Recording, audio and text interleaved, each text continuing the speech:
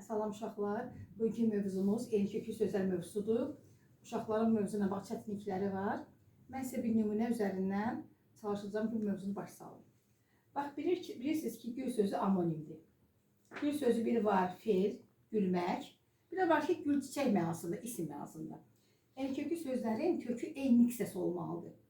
Məsəl üçün, biz bunu isim keçək. Bu isim. Gül çəkmək qabiliyyətində yoxdur. Deməli, əgər isimsə, baxın, güldən olar. Güldən. Güldən gülçü düzələ bilər. Gülçü, gülüstan,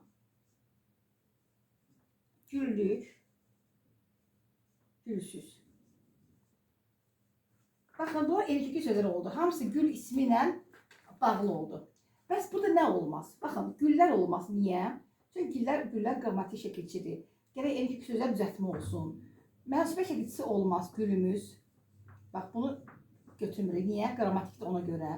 Xəbəri şəkilçisi olmaz. Məsələn, bu nə gözəl güldür. Götürmürük ona görə. Hal şəkilçisi olmaz. Güldə. Güldən istənilən hal şəkilçisi olmaz. Mən də ikisini yazıram. Siz bilin ki, qrammatik şəkilçilər olmaz. Niyə? Elin kökü sözlər düzəltmə olmalıdır. Bir də yadda saxlayın. Kökü feil olan gül sözünü, yəni bax, gülü götürmürük. Niyə? Gülüş sözünün kökü gül feilidir. Məncə ittifaq edir, aydındır.